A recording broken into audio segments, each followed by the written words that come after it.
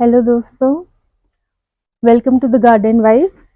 मेरे पास कुछ रिक्वेस्ट आई थी कि जिन्हें बिल्कुल भी नहीं पता है माइक्रोग्रीन के बारे में और बिल्कुल स्टार्टिंग से जो शुरू करना चाहते हैं एकदम नए गार्डनर्स जिनके पास ज़मीन नहीं है या गार्डन नहीं है, वो बालकनी में भी ग्रो कर सकते हैं। तो बहुत थोड़ी सी जगह में चाहिए इसको, और आज मैं आपको बताने जा रही हूँ अगर आप स्टार्ट कर रहे हैं तो आप किस माइक्रोग्रीन से स्टार्ट कर सकते हैं, जिसके बीज हमारे किचन में भी मिल जाएंगे।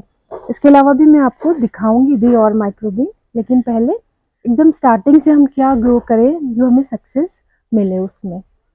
तो सबसे पहले आपके पास माइक्रोग्रीन होता है किचन में मस्टर्ड का। सभी के पास घर में बीज होते हैं मस्टर्ड के, एंड कोरिएंडर धनिया के बीज होते हैं। तो आप इन दोनों को लगा सकते हैं। पॉटिंग मिक्स मैंने अपने पिछले वीडियो में बताया था, फिर से मैं आपको बता देती हूँ। इसमें 3 मटेरियल की ज़रूरत होती है बेसिकली हमें। पहला कोकोपीट, दूसरा परलाइट, तीसरा वर्मिकुलाइट।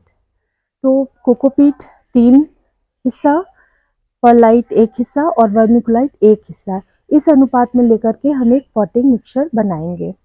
उसके बाद हम इस पॉटिंग मिक्सचर को अच्छे से मिला लेंगे। आप चाहें तो थोड़ा बहुत कंपोस्ट इसमें मिला सकते हैं।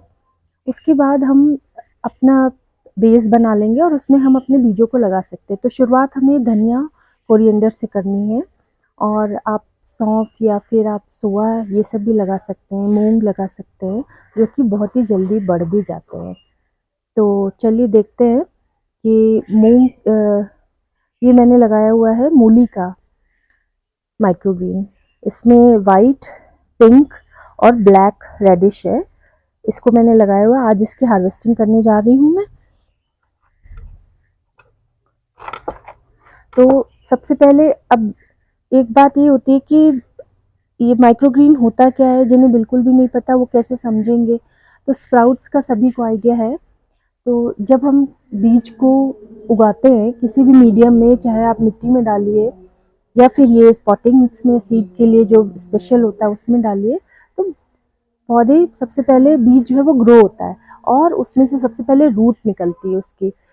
उसके बाद दूसरी स्टेज होती है कि उसमें से तना भी निकलता है और फिर पहली 2 सच्ची पत्तियां निकलती हैं। तो इन ट्रू लीफ स्टेज जो माइक्रोग्रीन की है, बीज की है, इसको ही हम माइक्रोग्रीन कहते हैं। हम इसके रूट का पार्ट नहीं खाते हैं, चाहे वो रूट वेजिटेबल भी हो, हमें सिर्फ उसका ऊपर का तना और लीफ ही खानी है। ठीक है। तो ये जैसे आप इसमें देख सकते हैं, ये माइक्रोग्रीन मूली का है, वाइट जो मूली रेडिश हम लोग खाते हैं। तो हम क्या करेंगे, इसमें ये जो नीचे का हिस्सा है इसको काटेंगे, हम सिर्फ इतना ही लेंगे इसमें। ये देखिए, तो ये हो गया हमारा। हर पत्ते में आप देखिए 2 लीफ है, राइट। तो ये 2 लीफ स्टेज पे हम इसको हार्वेस्ट करते हैं। और इसको स्टोर करने के लिए आप टिश्यू पेपर बिछा लीजिए किसी भी बॉक्स में, और फिर आप अपने फ्रिज में इसको 6-7 दिन तक रख के यूज कर सकते हैं। तो ये तो हो गई माइक्रोग्रीन क्या होते हैं और हम इनको कैसे उगा सकते हैं और कैसे हमें इनको स्टोर करना चाहिए।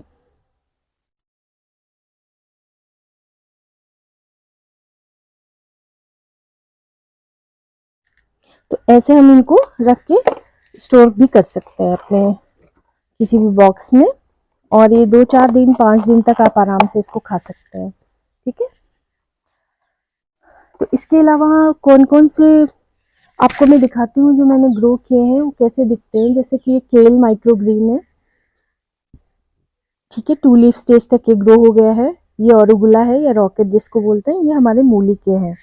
अच्छा, उसके बाद एक मैं आपको दिखा दूं, ये मैंने आपको दिखाने के लिए ही थोड़ा ज़्यादा कर लिए, माइक्रोग्रीन से ज़्यादा स्टेज पे ग्रो हो गया है। देखिए इसमें 4 लीफ है, तो इस स्टेज पे हम इसे माइक्रोग्रीन नहीं बोल सकते हैं, हम इसको ही बोलेंगे जैसे ये आपको दिख रहा है ना 2 लीफ स्टेज पर है ये वाला माइक्रोग्रीन। ठीक है।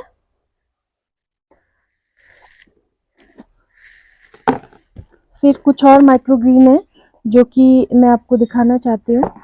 ये देखिए, आप कोरिएंडर अगर ग्रो करेंगे तो वो ये 2 लीफ स्टेज तक ये ग्रो हो गई है, और इसको हम आराम से अपने घर में जो हमारे बीज हैं ग्रोसरी स्टोर से जो हम लाते हैं उन्हीं से मैंने उगाया है इसको। आप भी उगा सकते हैं ऐसे ही। ये रेड कैबेज के माइक्रोग्रीन है, ऐसे दिखते हैं।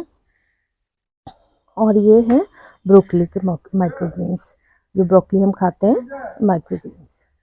ठीक है, ये है केल, रॉकेट, धनिया, रेड कैबेज एंड ब्रोकली के माइक्रोग्रीन।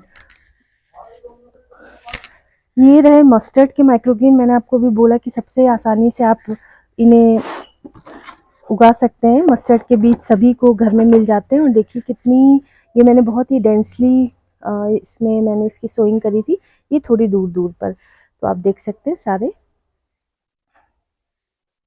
तो इन्हें बहुत ही आसानी से उगाया जा सकता है घर में।